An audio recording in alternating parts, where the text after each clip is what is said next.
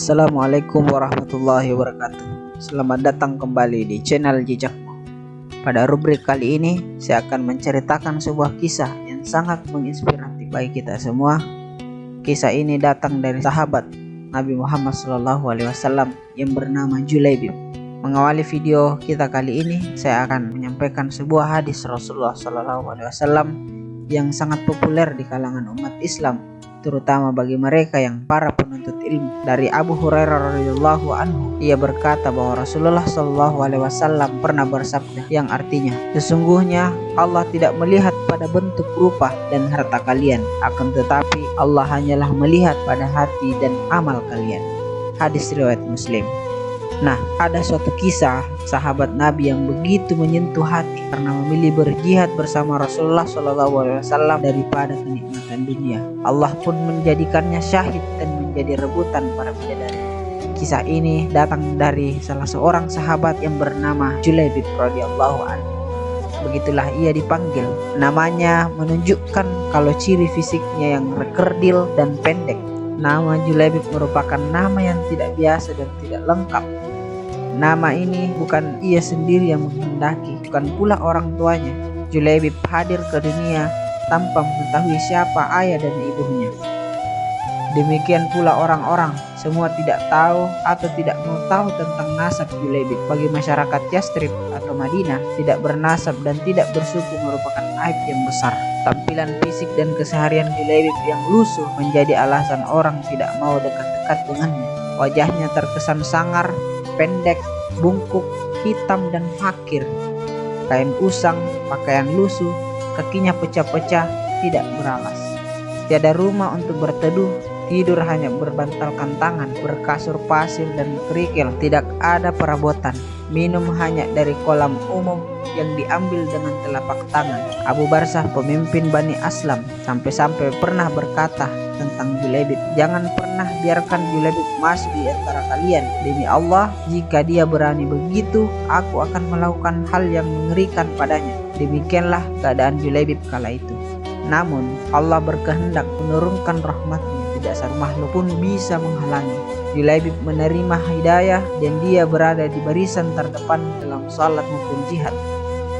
Meskipun hampir semua orang tetap memperlakukannya seolah ia tiada, namun tidak demikian dengan Rasulullah SAW, sang rahmat bagi semesta alam.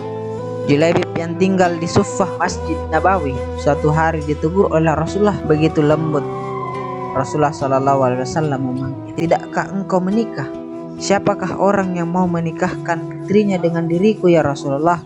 Kata Julaibib tersenyum. Tiada kesan menyesal diri atau menyalahkan takdir Allah pada kata-kata maupun air mukanya. Rasulullah SAW juga tersenyum. Mungkin memang tidak ada orang tua yang berkenang dengan Julaibib. Namun hari berikutnya ketika bertemu dengan Julaibib, Rasulullah kembali menanyakan hal yang sama. Julaibib, tidakkah engkau menikah? Dan Julaibib menjawab dengan jawaban yang sama. Begitu 3 hari berturut-turut. Pada hari ketiga itulah Rasulullah memegang lengan Julaibib dan membawa ke salah satu rumah pemimpin Ansar. Aku ingin menikahkan putri kalian, kata Rasulullah pada si pemilik rumah. Betapa indahnya dan betapa berkahnya. Demikian respon pemilik rumah dengan wajah berseri-seri, mengira bahwa sang nabilah calon menantunya. Oh ya Rasulullah, ini sungguh akan menjadi cahaya yang menyinari kemaran di rumah kami. Tetapi bukan untukku, kata Rasulullah. Kupinang putri kalian untuk Julaibib, tegas Rasulullah. Julaibib nyaris terpekik ayah sang gadis. Ya, untuk Julaibib. Ya Rasulullah, saya harus meminta pertimbangan istri saya tentang hal ini, kata ayah sang gadis. Dengan Julaibib, istrinya menjawab, bagaimana bisa? Julaibib berwajah lusuh, tidak bernasab, tidak berkabilah, tidak berpangkat dan tidak berharta. Demi Allah, tidak akan pernah putri kami menikah dengan Julaibib. Perdebatan itu tidak berlangsung lama. Dari balik tirai sang putri berujar, siapa yang meminta? Sang ayah dan sang ibu pun menjelaskan, apakah kalian hendak menolak permintaan Rasulullah? Demi Allah, kirim aku padanya. Demi Allah, karena Rasulullah yang meminta, maka tidak akan membawa kehancuran dan kerugian bagiku, kata sang gadis. Sang gadis saleh itu lalu membaca ayat yang artinya, dan tidaklah patut bagi laki beriman dan perempuan beriman apabila Allah dan Rasulnya telah menetapkan suatu ketetapan dan ada bagi mereka pilihan lain tentang urusan mereka. Dan barang siapa yang mendurhakai Allah dan Rasulnya, maka sesungguhnya dia telah tersesat sesat yang nyata. Quran Surah Al-Ahzab ayat 36.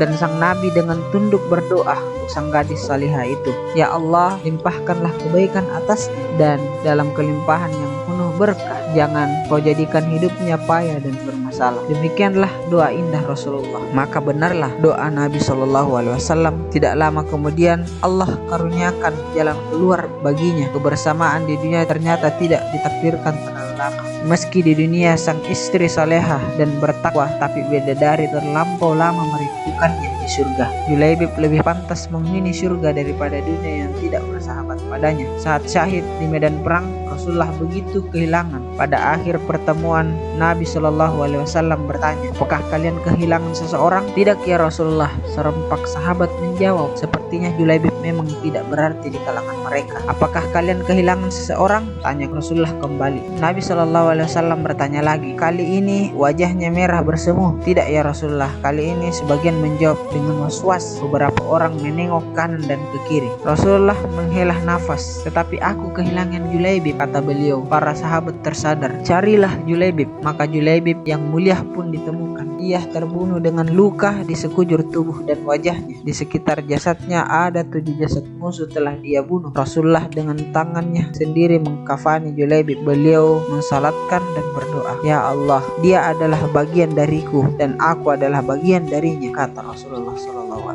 Teman-teman sekalian, seperti itulah kisah Julaibib yang akhir hayatnya berakhir syahid ketika membantu Rasulullah SAW dengan para sahabat. Pilihannya berjihad dan merindukan syahid mendapat ganjaran indah dari Allah Subhanahu wa Ta'ala.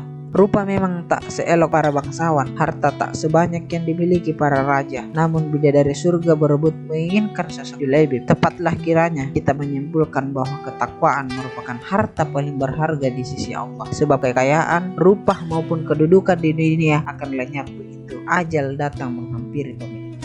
Seperti itu teman-teman sekalian, kisah Julaibib dan hikmah yang bisa kita petik dari kisah yang menginspirasi kita dari sahabat Nabi Muhammad SAW, yakni Julaibib. Semoga bermanfaat. Jangan lupa subscribe, share video kali ini. Assalamualaikum warahmatullahi wabarakatuh.